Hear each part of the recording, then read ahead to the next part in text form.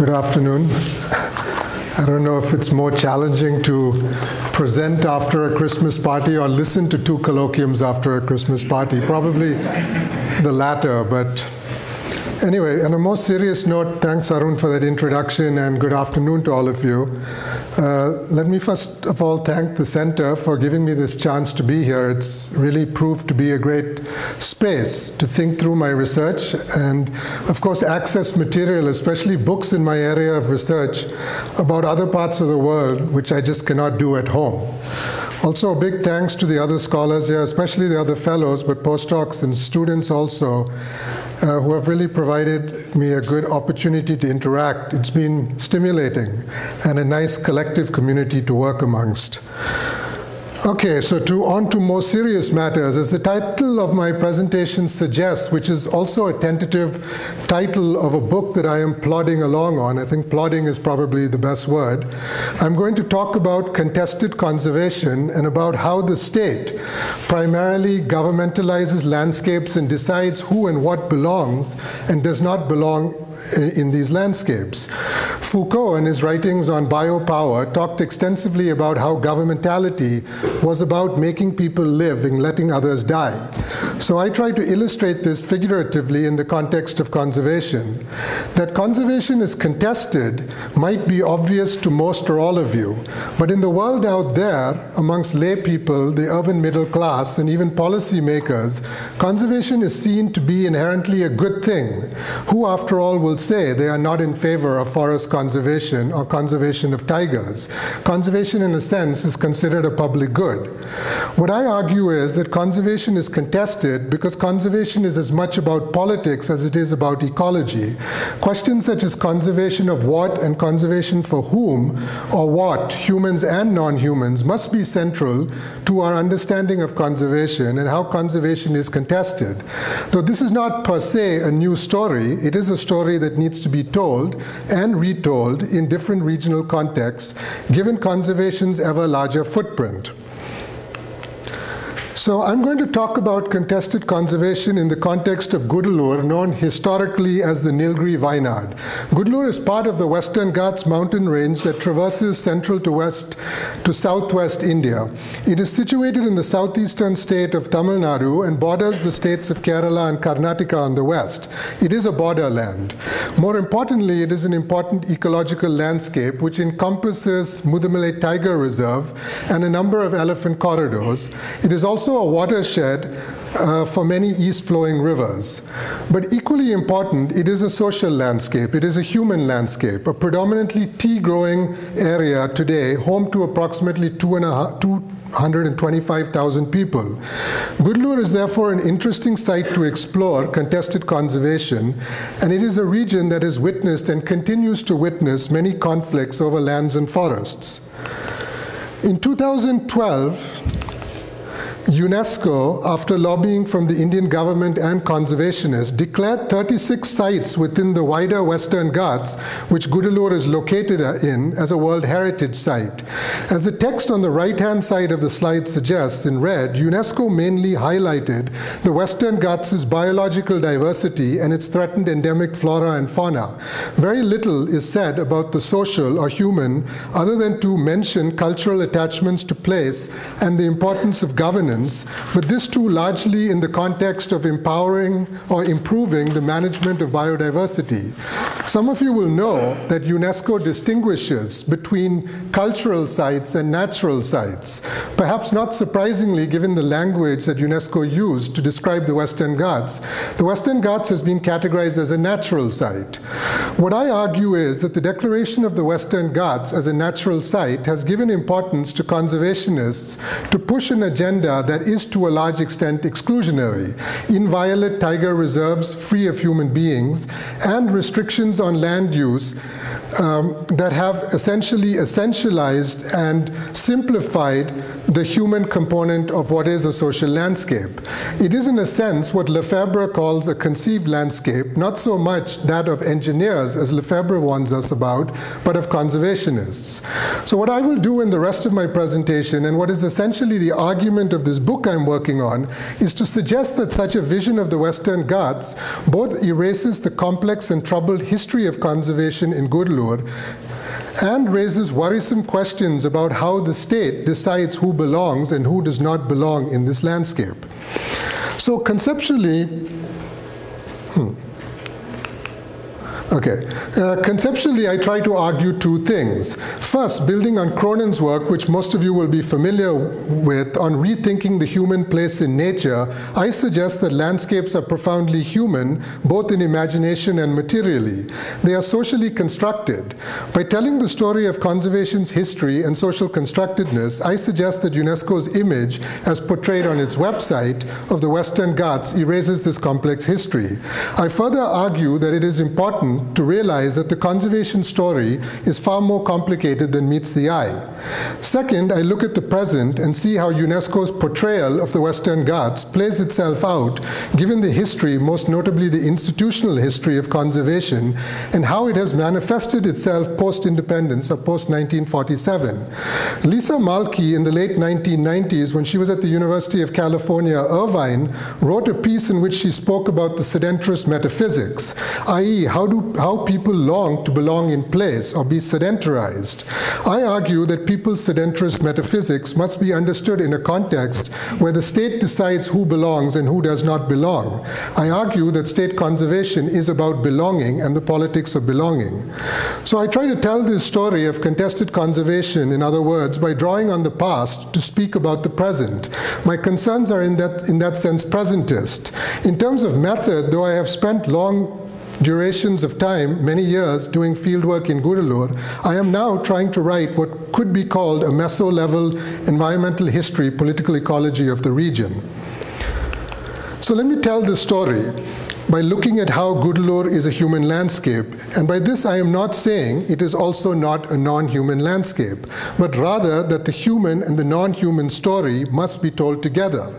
In the early 1800s, mostly Adivasis or tribals or indigenous people, and all these terms need to be problematized, lived in Gudalur. There were many different Adivasi communities, not all the same, some honey gatherers primarily, others shifting cultivators, yet others agricultural laborers. Certainly, they did not have notions of private property. In the 19th century, large parts of Gudalur, unlike in other parts of British India and Madras Presidency, was under the control of the Nilambur Kovalagam, a landlord and royal family in present-day Kerala, across the border from Gudalur. The Nilambur family leased out land to British capitalists, start coffee estates and then tea estates when coffee was hit by leaf disease and there was a glut in the coffee market in the late 19th century. The plantation economy resulted in large numbers of people from mostly South India migrating to Gudalur. Part of this story was the story of Adivasi or indigenous people's dispossession, a question that I will try to return to a little bit later. Between the 1920s and 1960s, more people migrated to Gudalur, this time mostly from the princely state of Travancore. Recall, much of India was under the control of princely states, not directly under the control of the British in the 19th and 20th centuries. So people migrated from Travancore to Malabar, a region in present-day Kerala that borders Gudalur. They migrated for push and pull factors, difficult social conditions, and attraction of availability of land. Many of these families ended up in Gudalur, where land was available. In the 1940s and 50s, more people arrived on this landscape due to the Grow More Food campaign, a campaign, as the name suggests, aimed at growing more food due to famine and food shortages during World War II. A third stage of migration took place post-1960s. Across the Pak Bay, which is the water body that separates India from today known as Sri Lanka, was what at that time was known as Ceylon.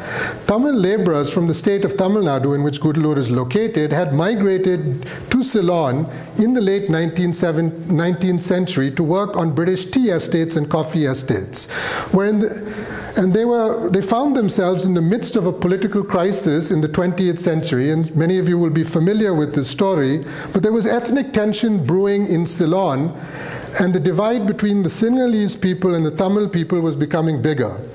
Though the civil war that encompassed Sri Lanka between 1983 and 2009, one of the most bloody wars fought in the last century, involved northern Tamils in Jaffna, not what were known as Indian Tamils, who labored in tea estates.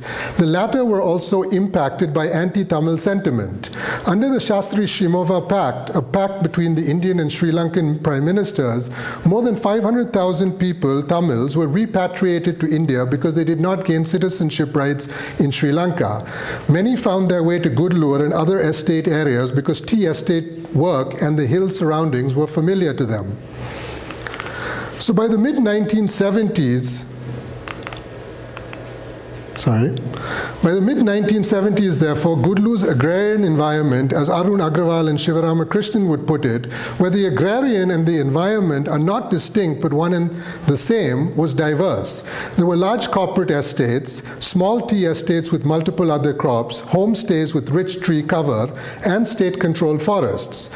It is in this context that we need to look at conservation and what it means to be a conservation subject or not, a question I argue is central to how the state justifies including people and not others in conservation landscapes, another issue that I hopefully will have time to return to.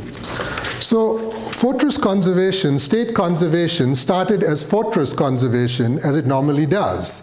As mentioned earlier, much of Gudalur, including its forests, was under the Kerala landlord of Nilambur Kovalagam. The British first laid claim to these lands and territorialized them.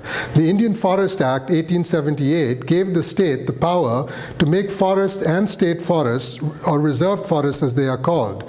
People have few, if any, rights in these forests. In 1940, Mudumalai was constituted as a wildlife sanctuary, and there were also laws passed that gave the state power over trees on private lands. In 1980, post-independence, the government of India passed a Forest Conservation Act with further restricted use of forest lands. We should keep in mind that people lived within these forests and near these forests and used them as well. Equally important to remember is that conservation meant different things at different points of time and had different influences. In the late 19th century, conservation, as it first appeared to the British, appeared largely because the British were concerned about sustainable timber supply for the infrastructural needs of the colonial project. Then, in the 1920s and 1930s, if you look at archival material, the formation of wildlife sanctuaries was largely driven by colonial hunters, because colonial hunters wanted places to hunt. In the 1940s, private forest acts were largely driven by the concern about maintaining tree cover within private estates. And only more recently, post-independence, did concerns that we talk about today, such as biodiversity, wildlife, appeared on the agenda. Now, why is this important? It's important because it suggests that UNESCO's vision of the Western Ghats erases much of this history, a history that at least must make us think about conservation and what it means and what its intentions are. Equally important, we must remember that conservation has meant, in practice, fortress conservation. Of course, oh, sorry, skipped a couple.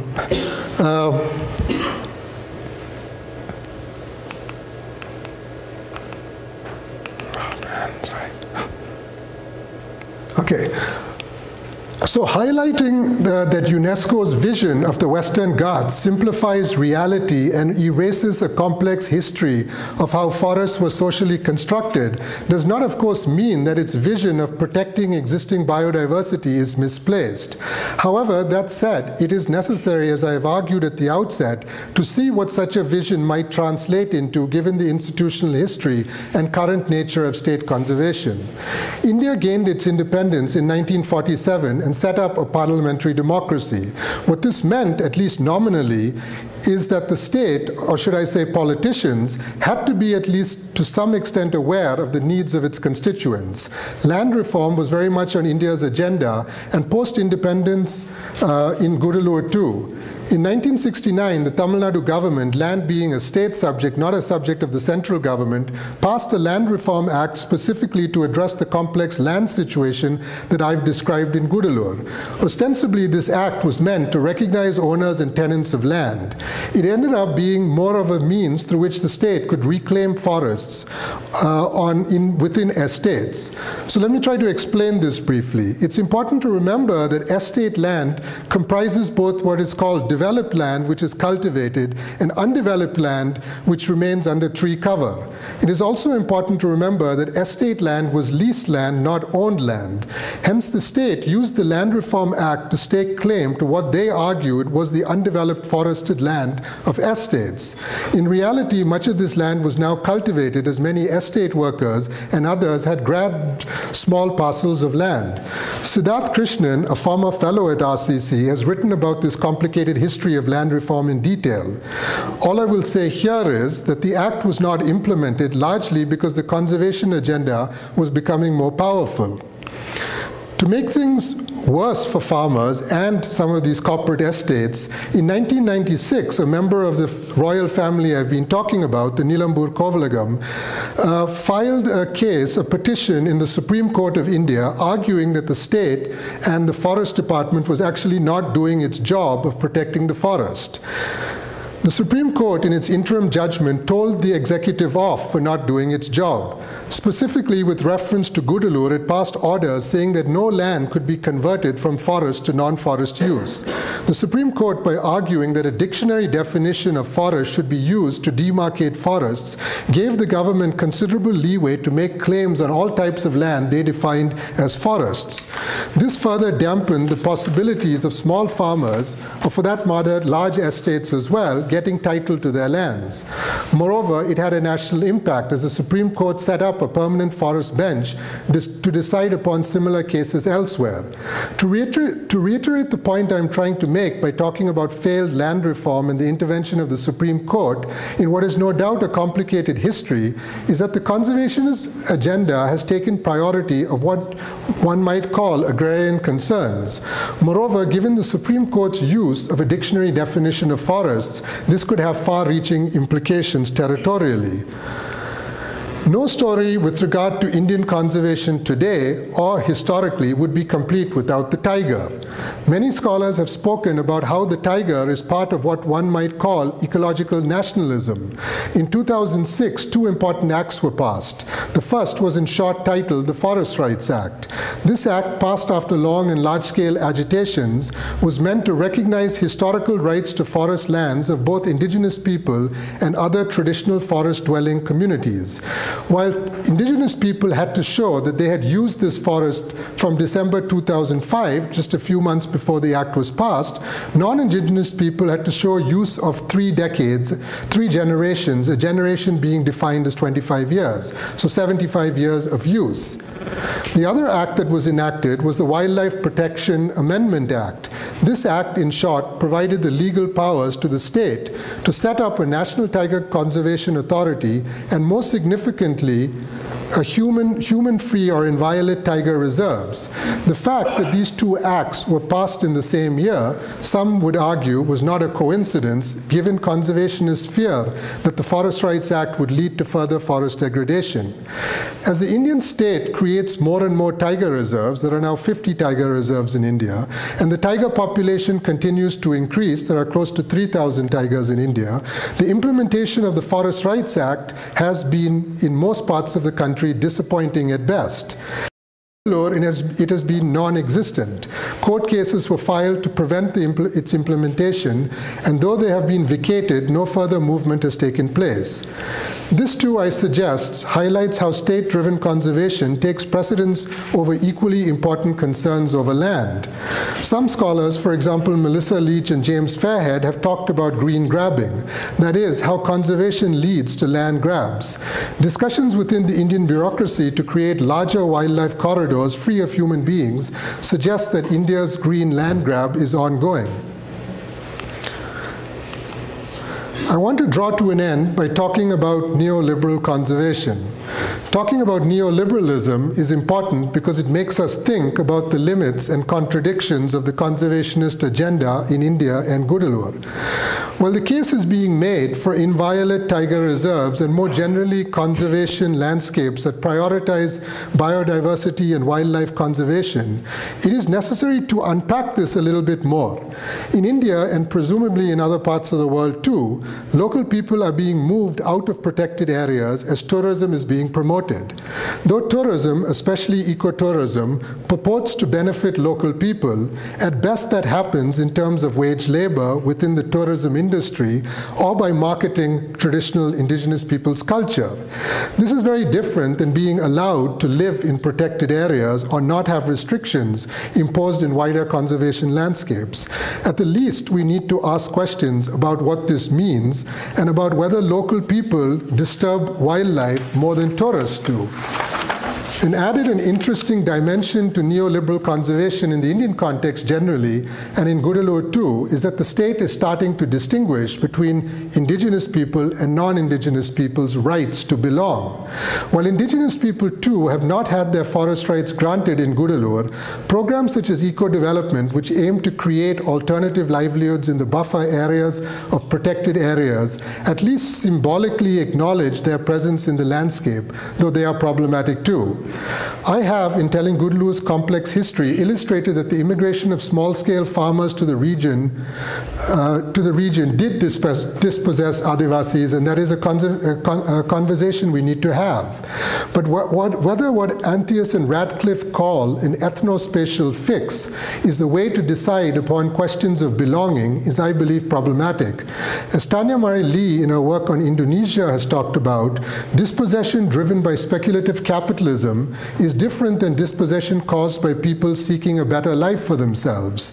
The history of migration, as I illustrated in Gudalur, has been one of distress and hope more than speculation. In such a context, how do we decide who belongs and does not belong? If people who have migrated to this region do not belong, then where exactly do they belong? I would suggest that questions of justice, in their complicated and entangled manifestations, must be part of the discussion. I don't believe they have been so far in Gudalur. Thank you.